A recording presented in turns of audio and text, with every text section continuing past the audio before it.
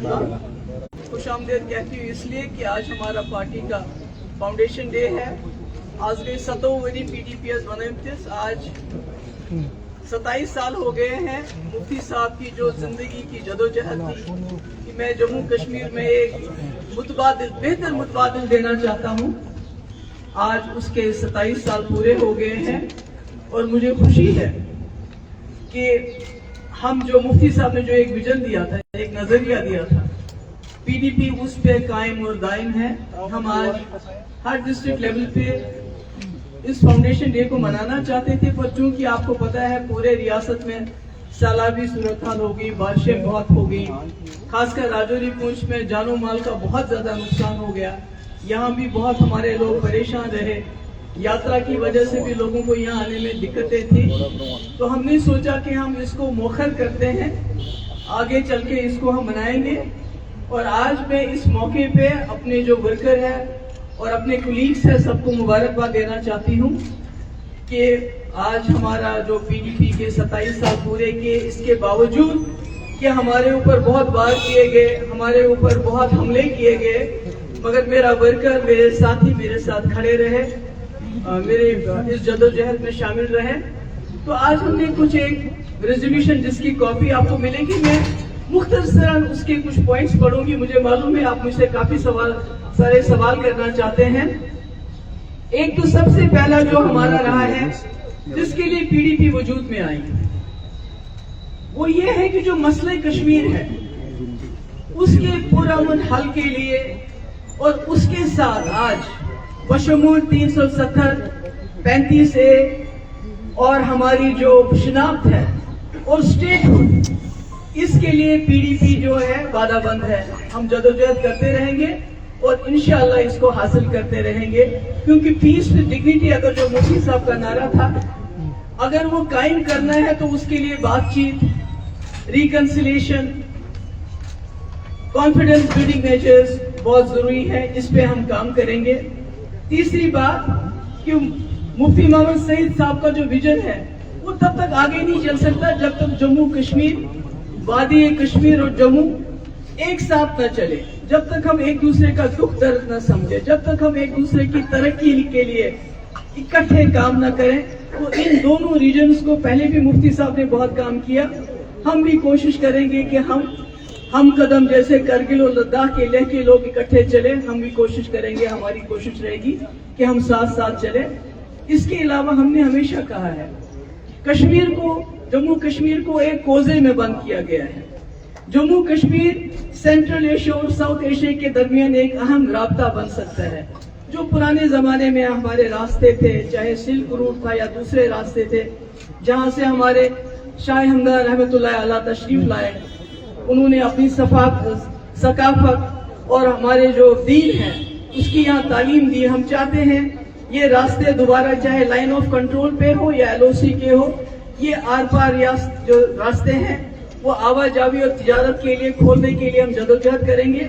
اور اس کے ساتھ ساتھ جو مفتی صاحب نے اپنے کم قلیل وقت میں, جب ہم نے 2004 میں اڑی چلو کا نعرہ دے کے 14 جانوں کی شہادت دی اور 2005 میں راستہ کھلا, جو بدقسمتی سے مظفر آباد راولا کوٹ بند کیا گیا ہے, ہم اس کو ٹریڈ کے لیے پھر سے کھولنے کے لیے مرکزی سرکار سے استدعا کرتے ہیں.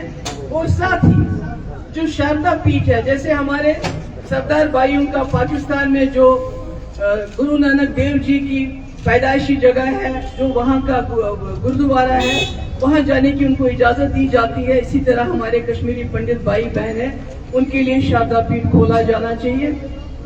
اور تمام سیاسی قیدی اور جو زیر حراست افراد ہیں ان کی رہائی کا مطالبہ بہت سال سے کرتے رہے, جو انڈر ٹرائلز ہیں, جو خامخواہ پی ایس اے یو اے پی کے اندر ان کو بند رکھا اور ان کی کاروائی بھی نہیں ہوتی. 5-5 6-6 سال سے کچھ نہیں ہوتا ہے.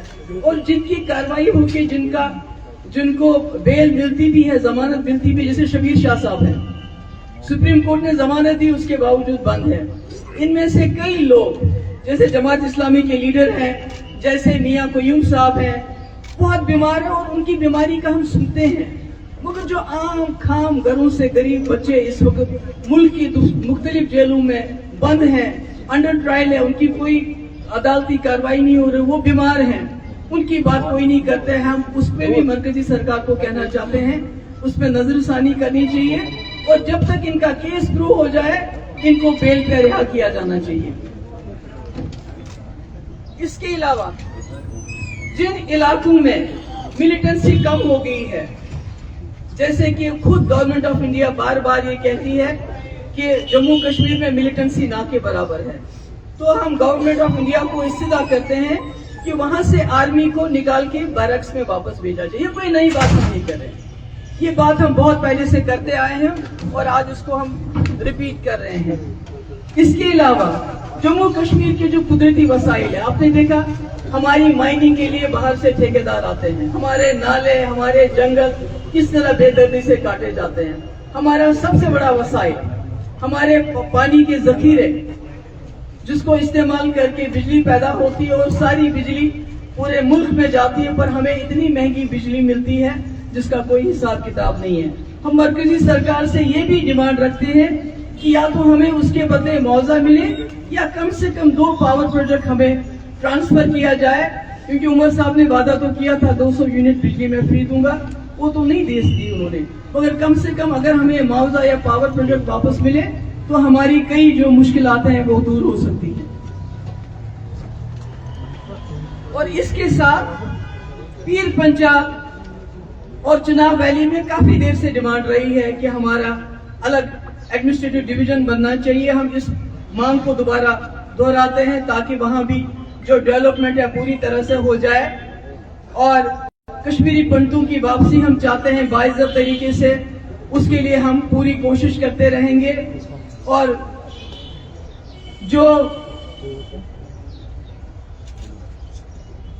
जो ईरान और दूसरे इस वक्त मुस्लिम ममालिक में जो जंगी सूरत हाल है, हम इस वक्त उनके साथ खड़े हैं और हम चाहते हैं कि ये जो खून खराबा हो रहा है इसको बंद किया जाए, तमाम लोग जो हैं अपनी जिंदगी आराम से गुजारे।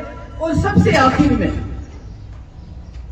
5 अगस्त जिस दिन हमसे सब कुछ छीना गया है, जिसके बारे यहाँ बात करना खत्म हो गया है, आप लोगों को शायद भूल जाएंगे, जब आप लोगों को भी जाती हुई है तो हमने आवाज उठाई। मगर 5 अगस्त के दिन हमारे तमाम लोग जितने भी यहाँ बैठे हैं अपने अपने डिस्ट्रिक्ट्स में 370 की बहाली के लिए, मसले कश्मीर के पुरअमन हल के लिए, 35A की बहाली के लिए एक पुरअमन धरना देंगे। और आखिर में मुझे मालूम है ये बातें आपको लगता होगा ये जबानी खर्चा नहीं, आप जानते हैं जो इसको जम्मू कश्मीर के हालात हैं, ऐसे में ये बातें करना कितना मुश्किल है। इसके लिए मैंने पहले और मेरी पार्टी ने पहले बहुत बड़ी कीमत चुकाई है।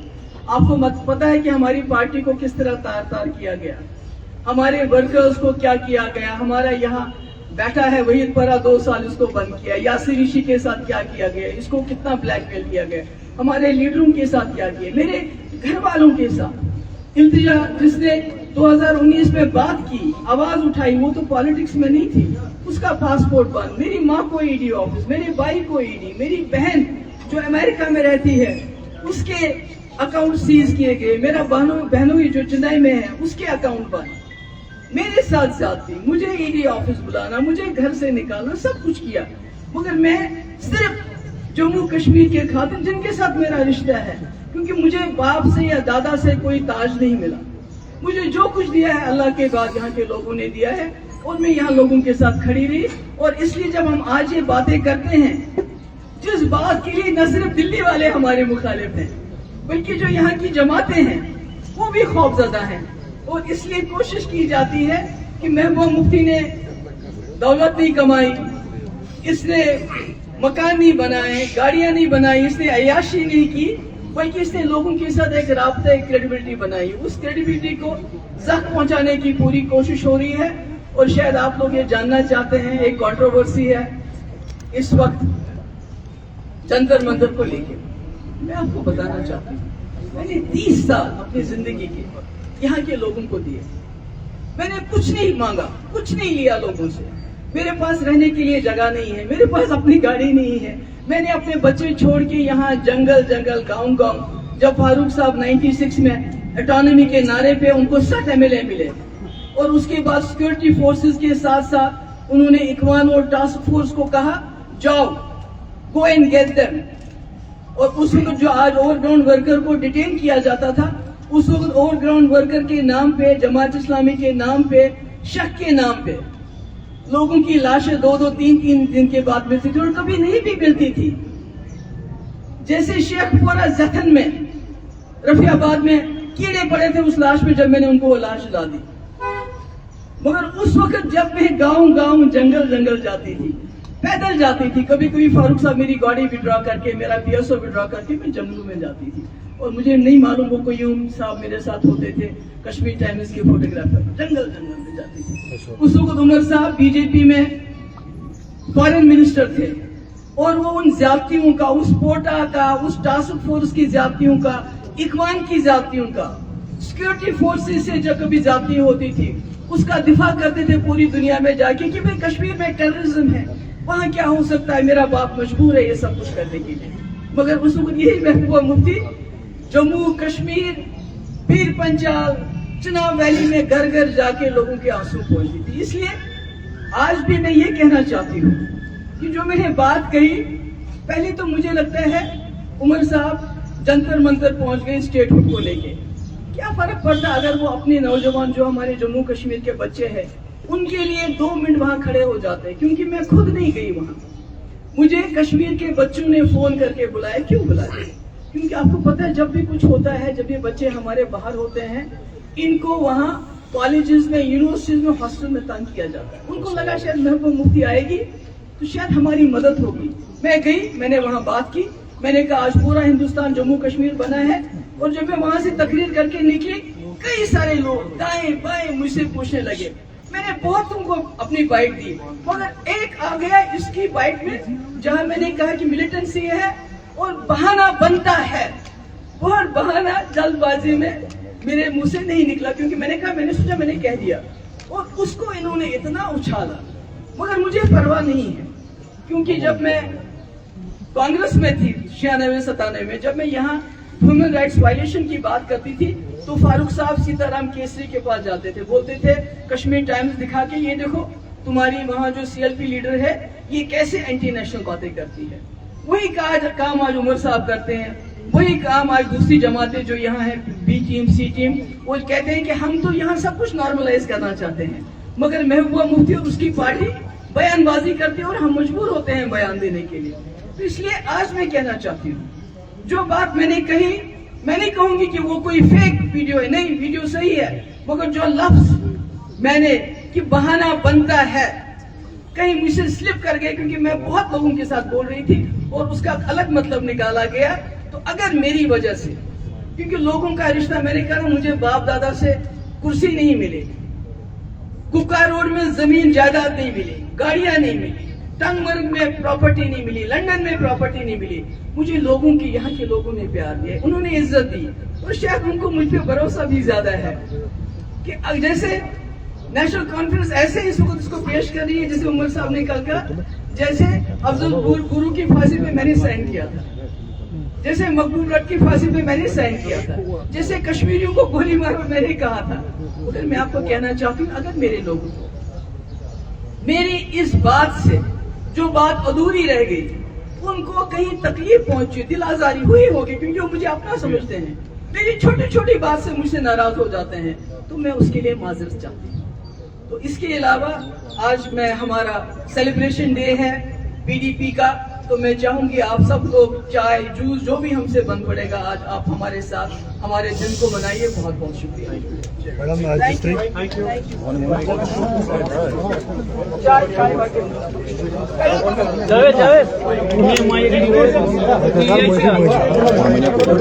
جاوید